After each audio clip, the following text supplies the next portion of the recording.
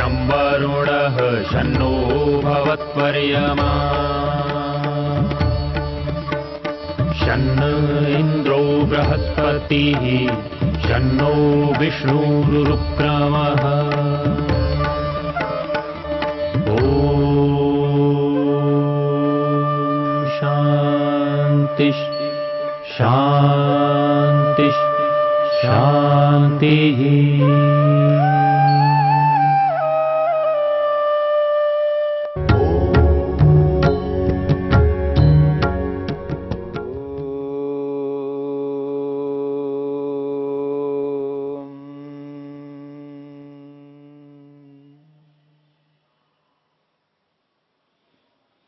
समाधिपाद के 43वें सूत्र को लेकर के हम विचार कर रहे हैं। स्मृति परिशुद्धो स्वरूप शून्य इव अर्थमात्र निर्भासा निर्वितर्का।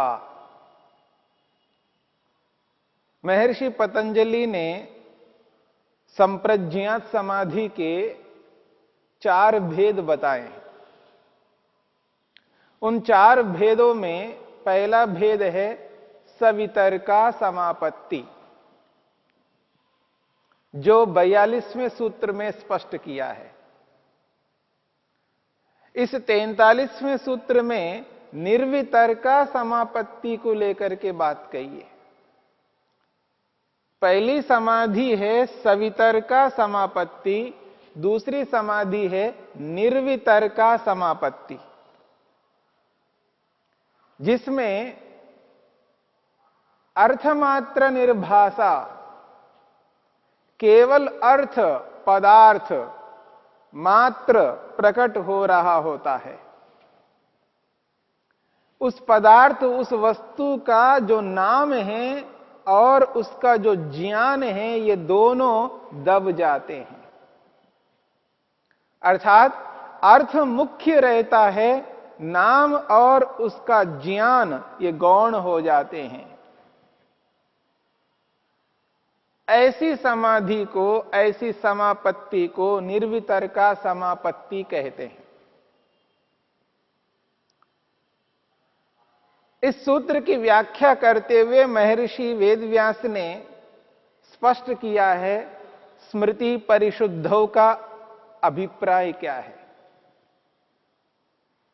और जब अर्थ मात्र प्रकट होता है समाधि में, उस अर्थ का, उस पदार्थ का योगाभ्यासी जो दर्शन करता है, साक्षात्कार करता है,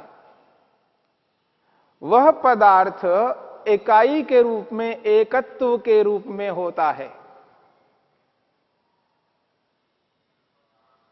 इस एकत्व को, इकाई को समझाने के लिए महर्षि वेदव्यास ने लौकिक उदाहरण दिया है। गवादिर घटादिर वा लोकः। जैसे लोक में जिन जिन पदार्थों को हम देखते हैं, चाहे वो गाय आदि पशुओं को, चाहे घड़ा वस्त्र आदि और पदार्थों को, किसी भी रूप में जिस किसी भी वस्तु को हम इन इंद्रियों से अनुभव करते हैं, वे पदार्थ इकाई के रूप में, एकत्व के रूप में प्रकट हो रहे हैं। वो इकाई के रूप में, एकत्व के रूप में ही प्रत्यक्ष दर्शन हो रहे हैं। ये जो इकाई है, एकत्व है, इस इकाई को समझने का प्रयत्न करना है, जिसको हम एक कहते हैं। एक जो हमें दृष्टिगोचर हो रहा है एक के रूप में, वो जो एक है जिसमें एकत्व है, एक संख्या है, जिस पदार्थ को हम एक कह रहे हैं, एक वस्तु, एक पदार्थ, एक चीज, जो एक कह रहे हैं, उस एक पदार्थ के साथ में एक संख्या है, उसमें एकत्व है, एक पना है। और जो एकत्व है, इस एकत्व को लेकर के बात कही जा रही है। जिसमें एकत्व आया है वो क्या चीज है? महर्षि वेदव्यास कहते हैं सच संस्थान विशेष, सच संस्थान विशेष। वो एक संस्थान विशेष है, अर्थात अनेक समूहों का एक ही भूत है, एक संघटित रूप है। अनेक अवयव, पार्ट्स, अनेक अलग अलग अवयवों को एकत्रित करके एकीभूत करके एक संघटित रूप बनाया गया है। परमपिता परमेश्वर ने अलग अलग अवयवों को एकत्रित करके एक संघटित रूप बनाकर एक के रूप में, एक वस्तु के रूप में हमारे समक्ष रखा है, जिसको हम इकाई कहते हैं, एक कहते हैं, जिसमें एक पना है, और वो है संस्थान विशेषा, एक संघटित रूप है। और ये जो संघटित रूप है, जो इकाई जिसको हम कह रहे हैं, ये क्या है? ये एकत्व क्या चीज है? एकत्व एक धर्म है। इसलिए कहते हैं भूत सूक्ष्माणाम समानो धर्म। महर्षि वेदव्यास कहते हैं ये जो इकाई है, एक है, एकत्व है, ये भूत सूक्ष्माणाम समानो धर्म। भूत सूक्ष्माणाम का अभिप्राय है सूक्ष्म भूत। पंच तन्मात्राएं, पांच तन्मात्राएं, गंध तन्मात्रा, रस तन्मात्रा, रूप तन्मात्रा, स्पर्श तन्मात्रा और शब्द तन्मात्रा। ये पांच तन्मात्राएं हैं जिनको सूक्ष्म भूत कहते हैं। इन्हीं को महर्षि वेदव्यास ने भूत सूक्ष्माणाम कहा है, अर्थात सूक्ष्म भूतों का समानो धर्म, एक समान धर्म है।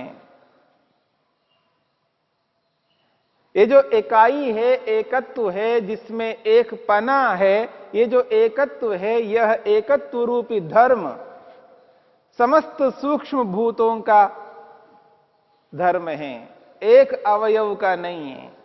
सभी अवयवों का धर्म है वो एकत्व। यानी सभी अवयवों को, जिन अवयवों को मिला करके हमने जिसको एक कहा है, वो एक पना, वो एकत्व किसका? इन सभी सूक्ष्म भूतों का धर्म है। ऐसा नहीं है कुछ अवयवों का धर्म है और कुछ अवयवों का धर्म नहीं है। सभी अवयवों का वो धर्म है, एकत्व। इसलिए महर्षि वेदव्यास कहते हैं सच संस्थान विशेष भूत सूक्ष्माणाम समानो धर्म। भूत सूक्ष्माणाम समानो धर्म। आत्मभूतः फलेन व्यक्तेन अनुमितः। कहते हैं आत्मभूतः, ये उन समस्त अवयवों का प्रकट स्वरूप है। आत्मभूत का मतलब है यहां उन अवयवों का यह स्वरूप है। कैसा स्वरूप? प्रकट स्वरूप है, जो दिखाई दे रहा है, इंद्रियों से दृष्टिगोचर हो रहा है। उन समस्त अवयवों का वो स्वरूप है। यहां आत्मा शब्द स्वरूप को कहता है। आत्मभूतः, उन समस्त अवयवों का ये प्रकट स्वरूप है। फलेन व्यक्तेन अनुमितः,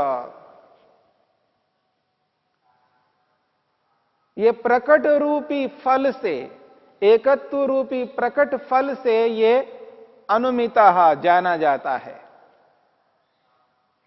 व्यक्त का मतलब प्रकट,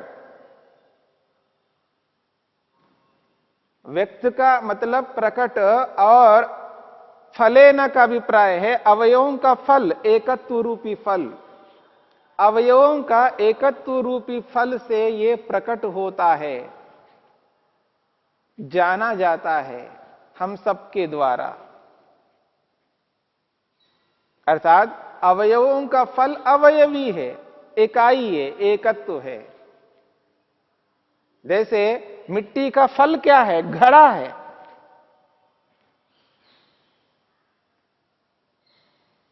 जो फल है वो कार्य रूप में है और जो अवयव है वो कारण रूप में है। जिस प्रकार से घड़ा फल है मिट्टी का, ऐसे यहां पर ये फल है। आत्मभूतः फलेन व्यक्तेन अनुमितः। ये अवयवों का स्वरूप है और ये अवयवों का स्वरूप जो है फलेन व्यक्तेन, प्रकट फल से, प्रकट रूपी अवयवी रूपी फल से अनुमिता जाना जाता है। स्व अंजका स्वव्यंजकांजन प्रादुर्भवति, स्वव्यंजकांजन प्रादुर्भवति। अपने कारणों से ये प्रकट हुआ है। अपने कारण रूपी अवयवों से ये एकत्व प्रकट हुआ है। अपने कारण रूपी सूक्ष्म भूतों से ये एकत्व प्रकट हुआ है, इकाई के रूप में समक्ष आया है। तभी जाकर के हम पदार्थों को देख पाते हैं। जो इकाई के रूप में देखते हैं, स्मरण रखिएगा, संसार में जो कुछ भी हम देखते हैं वो इकाई के रूप में देखते हैं, एकत्व के रूप में देखते हैं। जो इकाई के रूप में नहीं है उसको हम देख नहीं पाते इन इंद्रियों से। सब कुछ इकाई के रूप में देखते हैं। घड़े को इकाई के रूप में देखते हैं, स्पष्ट है। लेकिन घड़े के जो कारण है मिट्टी, मिट्टी का एक कण है, जिसको मिट्टी के एक कण को जो देख रहे हैं वो भी इकाई के रूप में है, एकत्व के रूप में है। क्योंकि उस मिट्टी के एक कण में भी अनेक सूक्ष्म अवयव है जो हमें दिखाई नहीं दे रहे हैं। जो भी इंद्रियों से दृष्टिगोचर होते हैं वो सब के सब इकाई के रूप में हैं, अवयव के रूप में नहीं है। जो अवयव के रूप में दिख रहा है वो किसी अपेक्षा से, घड़े की अपेक्षा से वो अवयव है, लेकिन अपने आप में वो अवयवी है, अपने आप में वो एक हैं। और जो भी दृष्टिगोचर में आने वाला एक है वो अवयवी है, यानी अनेक अवयवों का एक संघात रूप है, संस्थान विशेष है। इस बात को समझना है। यानी जिस किसी भी पदार्थ को हम अपनी इंद्रियों से अनुभव करते हैं, अनुभूति करते हैं, वो एक के रूप में, इकाई के रूप में अनुभव करते हैं। जिसको एक अवयव कहते हैं, जैसे मिट्टी का एक कण, वो भी एक के रूप में, इकाई के रूप में है। उसके भी बहुत सारे अवयव हैं। बस इतना ही समझना है इस बात को। तो यहां पर कहा जा रहा है जब किसी भी वस्तु को हम देखते हैं बाहर इंद्रियों के माध्यम से, वो अवयवी के रूप में, इकाई के रूप में, एकत्व के रूप में हमें दृष्टिगोचर होता है। और समाधि में भी पंचमहाभूतों का जब दर्शन करते हैं, पृथ्वी जल अग्नि वायु आकाश, इनका जो दर्शन होता है, साक्षात्कार होता है, ये भी एक अवयवी के रूप में, एक के रूप में, इकाई के रूप में ही हमें समाधि में प्रत्यक्ष होते हैं। जैसे बाहर इंद्रियों के माध्यम से होते हैं और समाधि में मन के माध्यम से होते हैं, और वहां पर भी इकाई के रूप में होते हैं। जिस पृथ्वी तत्व का दर्शन समाधि में करते हैं, जो सूक्ष्म है, इन इंद्रियों से दृष्टिगोचर में नहीं आता है, उसको समाधि में बैठ करके जब उसका साक्षात्कार योगी करता है, उस पृथ्वी तत्व का, एक का जो हमें बोध होता है, वो भी एक अवयवी के रूप में, इकाई के रूप में, एकत्व के रूप में होता है। क्योंकि उसके भी बहुत सारे अवयव होते हैं, उसके भी कारण होते हैं। उन्हीं कारणों को यहां पर भूत सूक्ष्माणाम शब्द से स्पष्ट किया है। इस बात को हमें समझना है, अनुभव करना है।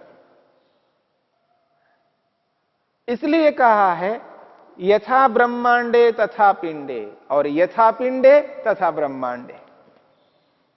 जो ब्रह्मांड में, जो संसार में जिस किसी इकाई को, एक पदार्थ को, एक वस्तु को हम इंद्रियों से देखते हैं, वैसे ही अंदर, शरीर के अंदर समाधिस्थ होकर के जिन पदार्थों का दर्शन साक्षात्कार करते हैं, उन पदार्थों में जो पहला तत्व है पृथ्वी तत्व, पंचमहाभूतों का पहला तत्व, वो जो पृथ्वी तत्व है जिसका साक्षात्कार होता है, वो भी इकाई के रूप में, एक के रूप में दृष्टिगोचर होता है। इसी बात को लेकर के यहां पर स्पष्ट किया है। महर्षि वेदव्यास कहते हैं धर्मांतरस्य कपालादेर उदये च तिरो भवति। धर्मांतरस्य कपालादेह उदये च तिरो भवति। जब एक के रूप में, इकाई के रूप में जिस वस्तु को देख रहे हैं, जैसे एक घड़े के रूप में देख रहे हैं, जब वो एक घड़ा नहीं रहता है, कपालादे हृदये, जब कपाल के टीकरे के रूप में, टुकड़ों के रूप में जब वो बिखर जाता है, टुकड़े टुकड़े हो जाते हैं घड़े के, उस स्थिति में दूसरा धर्म आया। यहां पर पहले एकत्व धर्म था, एक घड़े के रूप में था, अब कपाल हो जाए, उसके टुकड़े टुकड़े हो जाए, तो अब अवयव रूपी धर्म उसमें आ जाए। ये अवयव है, अवयव रूपी धर्म वहां पर उत्पन्न होता है, और एकत्व रूपी धर्म तिरो भवति, वो नष्ट हो जाता है, हट जाता है। और जो एक के रूप में, एकत्व के रूप में है, स एषा धर्मो अवयवी इति उच्यते। स एषा धर्म, वह जो एक रूप में हमारे समक्ष आया है, एक के रूप में जो प्रकट हो रहा है, चाहे बाहर प्रकट हो रहा है, चाहे वो समाधि में प्रकट हो रहा है, जो एक है, जिसमें एकत्व है, स एषः धर्म, वह ये जो धर्म है एक के रूप में, अवयवी इति उच्यते, उसी को अवयवी कहते हैं, उसी को अवयवी कहते हैं। अवयव और अवयवी, अवयव अलग अलग होते हैं और अवयवी एक होता है। एक वस्तु को, एक पदार्थ को अवयवी कहा है, और उसके टुकड़ों को, उसके अलग अलग पार्ट्स को अवयव कहा है। तो अवयव और अवयवी, अवयव दिखते नहीं हैं और अवयवी दृष्टिगोचर में आते हैं।